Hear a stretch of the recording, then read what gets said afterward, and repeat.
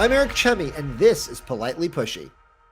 Welcome to Politely Pushy. My guest today is Ken Jacobs. He runs his own consulting and executive coaching practice where he helps many PR leaders figure out what to do, especially in this very difficult economy, difficult climate. It's hard to keep business, win business, keep employees, keep them all happy. That is a tough game to be in the middle of all that. So Ken is the expert on these things. So I'm pleased to bring him in. Ken, thank you so much for joining me on the show today. We've got so much to talk about. And more importantly, you're celebrating, what is it, the anniversary of your own podcast launching. So tell us about that. I can't believe it. But in January of 24, we're going to start our 5th year of taking the lead. Curtis Sparer, who you might know, has been a repeat guest because he's just an amazing guest. And he turned the tables on me, but it was part of a plan. Instead of my interviewing him, he interviewed me. So we're going to be releasing that in middle of January 2024. What was that like being a guest instead of the host? You know, I thought it was going to be worse than it was. I mean, I'm a guest on podcasts, as you well know. So it wasn't really that different than being a guest. It was just odd to do the intro and then turn it over to him. And he did not, unlike some podcasts, he did not tell me in advance till that morning what we were going to talk about.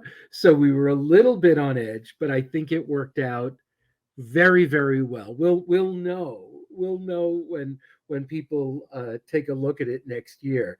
It was fun, actually. I mean, how can you spend time with Curtis Sparer and not have fun? Exactly. Always a fun time. Always a fun time. It's not so fun for a lot of people running organizations right now, though. Right. It's been a tough year for a lot of people. We've seen some big wins. We've seen some massive losses. When you look from a leadership point of view, because obviously that's what you're trying to do is help leaders grow and do better. Point out to me a couple of wins and a couple of losses that you saw in 2023 that really stand out to you as case studies. Well, I'm a little biased, of course. I think all my clients did well because all of them are winners. All the clients are great. Leadership. No, but seriously, I think anyone can lead during regular times, right? Or when things are going well. I don't know if anyone can lead, but it is easier to lead during the good times.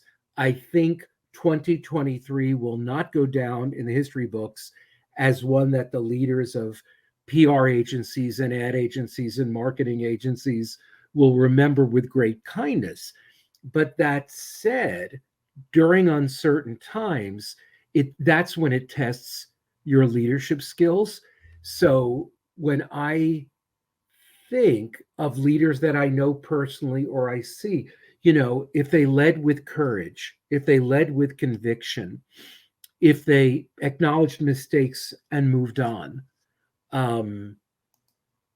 I think those companies will find either they did a little better in 2023 and or they're better primed for 2024. And you look at, what comes to mind, because this happened as late as like this week, how you handle layoffs. I mean, I think to discuss, some companies must make that decision to lay off, I suppose. It's very difficult. Doing it with empathy and understanding and giving those people as much support as you can is very important. There was one leader of an organization, I won't name it unless you want me to mention it, where they had... I do want you to mention it. Well, I'll tell you who it is and then you can guess. All right. But in the message about laying off, said, we really ramped up a year or two ago, whenever it was, when the economy was booming. And now that it's in a different place, we have to make this other decision. The things he did not acknowledge or that seemed a little tone deaf was just, I think, and I want to try to be accurate here, in the last quarter of the last year, they made booming profits. And in addition, it wasn't just that they ramped up and had a lot of work and had to get it done. They took a guess, they took a bet on some businesses, business practices, business offerings, if you will, that didn't work out. And that's why they have to cut back. And nowhere in that announcement that I've seen did the CEO acknowledge, I gambled on some things. That's what you have to do in business. They didn't pan out. As such, I can't keep this level of staffing. There was no acknowledgement that it wasn't just I responded to the marketplace, which sometimes happens, right? A lot of agencies grew in 20, in 21, in 22. They hired a lot of people to accommodate that growth. And then the growth went away in 23, or it flatlined, or it lessened. Now you cannot keep as many people on board. Understood. But the lack of acknowledgement that the bump was due to some businesses they had invested in that didn't work. I mean, I think that would have been better leadership. And now he's getting nailed in some media outlets, and that's what happens. Who is it? I don't know. Because I feel like that's so many companies. They blame the economy, but they don't blame their own decisions, their own choices internally. Spotify. Okay. That was my guess. That was your guess. See, follow your gut. That's one of the leadership things I tell my clients. Follow your gut. I should have said it. That was my one guess, but I thought, no, it can't be that simple. It's got to be something a little bit difficult, more difficult. Yeah. So, and I hope I'm not being unfair, but it's based upon things I read this morning, actually, that I saw. So what should they have done instead, though? Is it the communication? Is it don't fire people? Is it no? I mean, like once they get fired, people are mad anyway. So what does it matter? Yeah, I think there are two things. I think that there are times you have to be aware you can't have people there not working, not busy, et cetera, et cetera. So I get that. We do have to make adjustments, unfortunately. So it's not for me to say you shouldn't let people off. I do think there are times we can say, are there other ways than letting people go or letting as many go? Are there other adjustments, other expenditures? Are there times when the CEO should step up and say, I'm taking a haircut. I'm taking 5 or 10% off. I still have to lay people off. Or I'm asking my next gen of leadership, my C-suite, like, maybe think about having others participate in the adjustment, right? Because at a certain level, if senior level executives take a little haircut, a little 5 or 8 or 10% off, you might save a lot of jobs. That might be something to think about. I think the other thing is that, if you're in the public space and people can see your business decisions, don't make it sound like you just ramped up when it was you ramped up to be in certain businesses. They didn't pan out, and own that as a leader. I misstepped. Yeah. I think a little humility can be very helpful in a CEO or a leader. What advice have you been giving companies this year who've been facing the layoffs? Is this the advice you give them? Is there something more customized? What are the storylines in terms of how they can help do a better job there? Well, it's always customized, but when I look back to some of the dialogue that I've had with clients about business agency growth, it's, know a couple of things. You're leading in this environment. You're leading in the environment. And, it especially started, there were those tech layoffs in, I want to say February of 23, maybe January. Then there were agency layoffs a little bit later. One thing we found is that in December of 22, a year ago, clients were telling agencies, we'll accept your billing rate hikes because we know you want to keep the best people on our business. We know we've got to pay for that. So we'll accept your billing rate hikes, but we're not giving you a 1-year budget. Maybe we'll give you a 1-quarter budget or a 6-month budget, and then let's check in. So there was a lot of that going around. So I think being mindful, always mindful of the environment your clients are in. So that's number one. Number two, what are you doing to cut any programming that isn't essential to the client right now, because they will appreciate it. I think many agencies, let's just bill as much as we can, or get as much as we can, or push as much as we can. Not in this environment. I think being able to say, hey, let's bring the income down a little bit. Let's bring our billings to you down a little bit. Let's focus on the high priority, high strategic stuff, the stuff that's getting results. Clients appreciate that. And then at the same time, thinking, what can you do beyond the program to help the client at this time? And that means dialing up, being in touch. I was encouraging all my clients, when's the last time you spoke to your client? And you should have a relationship, again, the picture at that level. The person under you has a relationship at that level, and so on. This is when you talk to the client, you see what's going on, you offered it, you know what's the proverbial keeping them up at night, and just be the ones they go to, whether it's to give counsel, advice, a shoulder, to give confidence, to remind their clients, hey, we all went through this. We went through this in 2008. Many people went through it in 20 because of COVID. You will get through this, and knowing how they can help. So we were encouraging a lot of clients to do that as well. I remember when we talked last time, months ago, you were saying don't overservice clients, because that's how you kind of spiral your way out. And a lot of people make, you say, the mistake of overservicing, where a lot of companies internally are saying, no, you got to overservice because you got to keep the client. But you say that's actually how you put yourself out of business. Yeah, I if you think of what I just recommended, so it's what I was recommending to clients. I wasn't recommending overservicing. I wasn't recommending doing a lot of work and not billing. I was recommending being in touch, better understand the client, know what's going on for them. That can lead to, if your budget's been cut, it leads to your budget coming back sooner or earlier. Or it leads to a dialogue with clients of, oh, you can help us with XYZ. We didn't know that. Maybe we have some funds. Let's spend. But none of that is over servicing. Now.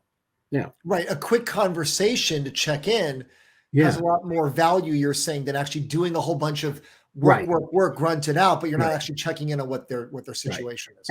And frequent check-in, not just one time, frequent, regular check-in. The other thing one can do, this is where overservicing to some degree can be strategic. When people think overservicing, it's like unending. I will spend as much time as I need, and I hope I'm not too many thousands over my monthly budget. No. But there is strategic overservicing, I think, which I don't think came up in our conversation, where you can say, while my client is having a tough time, I might give them 5 or 6 or 7% above the budget, right? It's controlled, it's strategic, it is with a plan. And then if you were doing that, then I might say something like, and don't check me on the percentages, monthly bill 12,000, tough times offer, or tough times discount 2,000. So we're only going to bill you 10 this month, right? So never ever over service without some control, some percentage, and make sure the client knows you're doing it. What's the point of intentionally helping your client spend a little more than the bill if they don't know?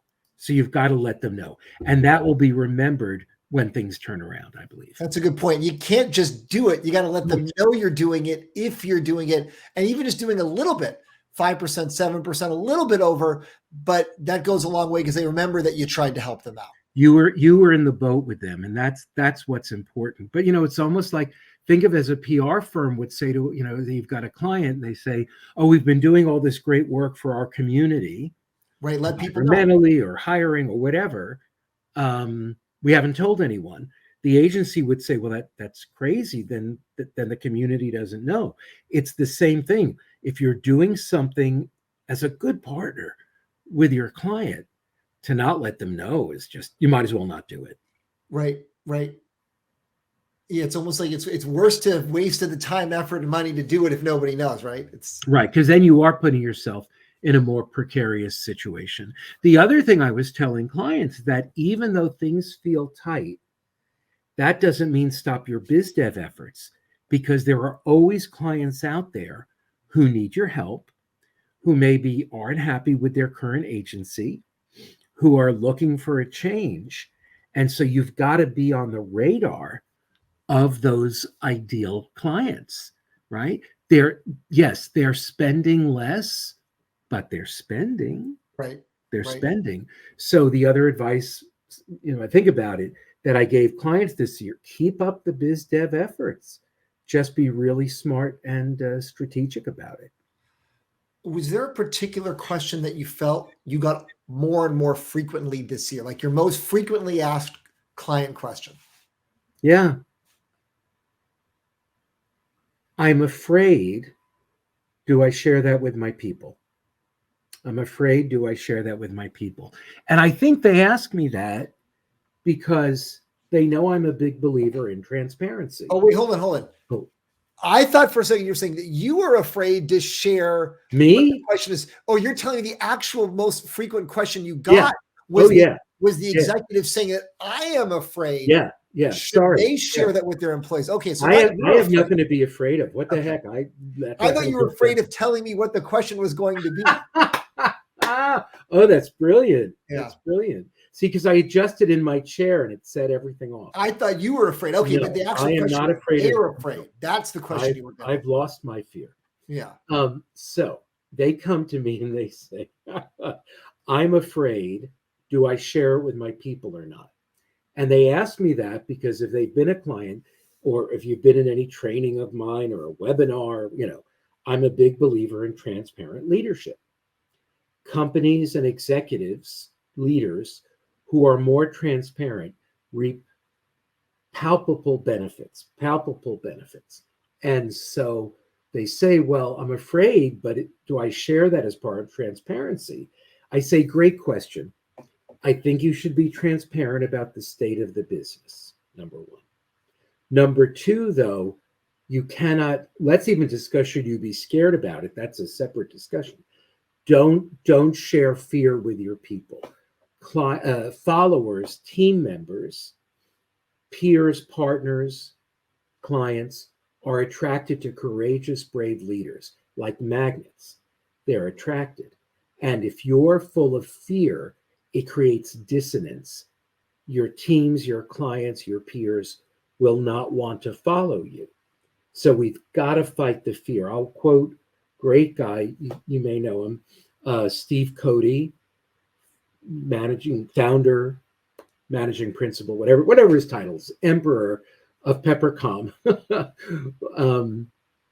And this story so stays with me. During the big turndown of 2008 and 9, he had a perfect storm one day. 3 clients called. We love the work. We love this. We love that. We got to freeze your budget. And he believed he would get through it, but he knew if he was be afraid, he could share it with Pepper, his black lab, his wonderful wife, Angela, who I'm a big fan of, his business partner at the time, but he wasn't going to share it with his people. He got his game face on whenever he was visible, which is all the time. And he put out this, it's tough, kids. I don't know he didn't say kids, that's me. I don't know every answer, but I believe I know we'll get through it. I need your help in getting through it. Yeah, we might have to tighten up some things and what have you, but this is the path forward and I need you with me. Now, that to me is the perfect blend of transparency and not showing fear. Then further, I would say to the client, well, let's work on your fear. Let's work on that mindset. Because if you're afraid, it will interfere with people's desire to follow you, with clients and prospects to work with you. It interferes with clarity. So let's do some work about fear. Can I tell you an anecdote about fear? Of course. So we always want to hear anecdotes if you Oh, have, I love anecdotes. especially So, if they're real anecdotes. and this is an honest story. Good. 2020, things were freezing, drying up because as their assignments were drying up, they weren't exactly re-upping for coaching. Every great coach has to have a great coach. You want to be a great coach, get a great coach. You want to be a good coach, get a good coach. But you got to have a coach. I just feel that way. And I've got a great coach. And I discussed some of my fear. This was, April of 2020, I think. He said, I see the spot you're in. I empathize. I understand. He said, will that fear help you get what you need, help you get your income, help you achieve your 2020 goals, which no one was, when you set your 2020 goals in 19, no one was expecting a global pandemic, Ken. So he said, will your fear get you what you want? I said, no, Kyle, it will not. He said, what will? I said, being a coach, being courageous, doing a little free coaching because it keeps me on my toes, being of value and service to my clients, and knowing I will get through this. And 2020 may not be as good as I thought it was going to be in 19. We'll be fine. We'll be fine. So that was just an example of tapping into my courage and bravery and confidence. And courage is not about not having fear. It's about acknowledging fear, walking through it, and replacing it with courage. And, would I ever want to repeat 2020? Hell no. But we had all those loans. What were the loans called? I'm forgetting already. PPP. Thank you, PPP. Yeah. I PPP'd all over the place. I got them. I loved them. It was great, but I paid my taxes, so I felt fine about it. And it's been, pretty good since. And even, me, I'm in honesty, when I set my 2023 goal in November, December 22, I didn't know what kind of year it was going to be. But being December, I looked at my numbers. I did pretty well. I didn't get to my stretch goal, which is crazy ambitious. Maybe I'll get to my ambitious goal, which is crazy ambitious. But I had substantial growth over 22. So it's a win. You take it. You chalk it up. Take it. But what's my option? What are my options? You give it all away. Give it all back. Yeah. But I did feel good. That's why it is so important, whether you're an agency owner, solopreneur, whatever, your numbers are your friends. Look at your numbers, look at them monthly, look at them quarterly. And if you don't like what you're seeing, be willing to say, well, what did I do last month that worked? Do I need to do more of it? Especially in the area of biz dev and client service. What did I do that didn't work? Should I change it? Should I pare it back? And what didn't I do that I need to do more of? So I use that process I set quarterly numbers, and then I've set my numbers for next year, January 30th. I'll be looking and saying, have I reached around 1/3 of my quarterly? And if I haven't, I think, well, what am I going to do? Do I need more discipline, more focus, more activity? And then I especially do that on February 28th. Right. Am I around 2/3 to the quarterly goal? But how much can you really turn that around? If you see, okay, I'm, 2 months out of 3 in the quarter, 1 month to go, I'm short of the goal. By the time you even start all the activity and process to build it up, you're going to be in Q2 or Q3 anyway, before you really see a turnaround. Well, for me, it's different. It's a shorter turnaround, but I think of I write a great business plan for myself. And boy, this is like honesty day, right? So in full candor, I've had a great plan for many years. When I'm not quite at my stretch goal and I look back, it's not that I didn't have a great plan. It's like many solopreneurs, I did not implement. I wasn't focused enough. And so, really saying, what is the stuff that I said I would do every day? What does my daily biz dev list look like? Am I doing it? am I engaging? So that for me is part of it. The other part for me this coming year, this is the first year I really played up and modified and changed my plan. We've been doing marketing for a while, obviously more than 5 years. We were doing marketing before Taking the Lead, the podcast started. So, I've got a great social media strategist. I've got a great social media VA. So for me, it's letting that well-oiled machine run, letting them do more and more, doing what I have to do. But the reality is they can do a lot of my marketing. Only I can do my biz dev. So for me, 2024 will be the year of greater focus on business development and the year of more speaking. Honestly, more paid speaking engagements and more engagements with organizations that everyone in the room is a prospect. And is this the same advice that you're giving to your own clients themselves, the ones that are running their agencies or organizations? Because it sounds like everything that you said about yourself would be relevant for them too. Well, I look at it slightly differently. I mean, even though the business model is different, for me, the win is when I do what I tell my clients to do. Right. It almost starts with them. And then I have to be honest and saying, I lose some street cred if I don't do what I tell them to do. So I don't know quite where it starts. I will tell you, there are times I have biz dev consulting discussions and I'll say something to the client and then I'll say, thank you. And they'll say, why are you saying thank you, Ken? Because I needed to tell that to myself. That's funny. So, and that's all the time. I think many consultants will tell you something happens that when you have a consulting session, be it about, especially about business development, you find them asking questions that your answer is something you need to tell yourself. So before we go, so remind us where we're going to find everything for you. It's Taking the Lead, the podcast, the anniversary, Jan 15th. Where can we find all this stuff? Best place is on my website, www.jacobscomm.com. Jacobscomm. Jacobscomm.com. That's important. Yep. That's the website. As soon as you open the website, you'll see the current Taking the Lead guest. You'll see a few Taking the Lead guests.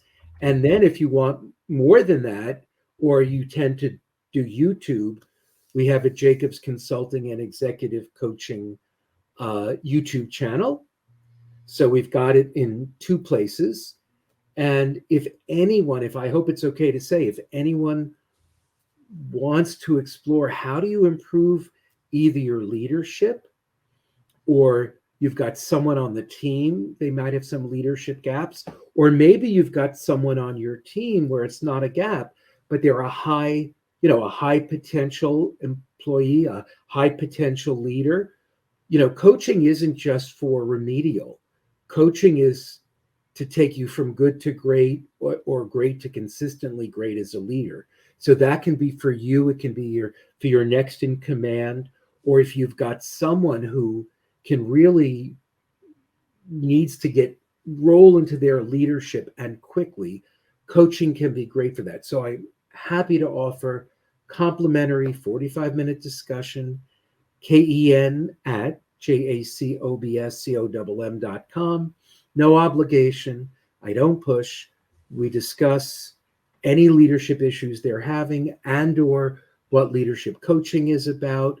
And I always say you might be surprised at how much we can achieve in just 45 minutes. Oh, I'm sure.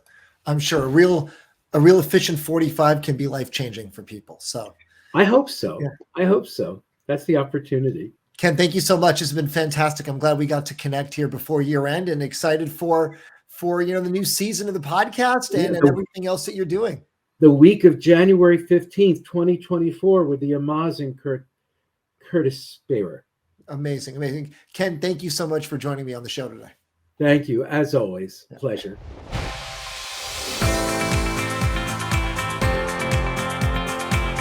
Thank you to my guest, and thanks for listening. Subscribe to get the latest episodes each week, and we'll see you next time.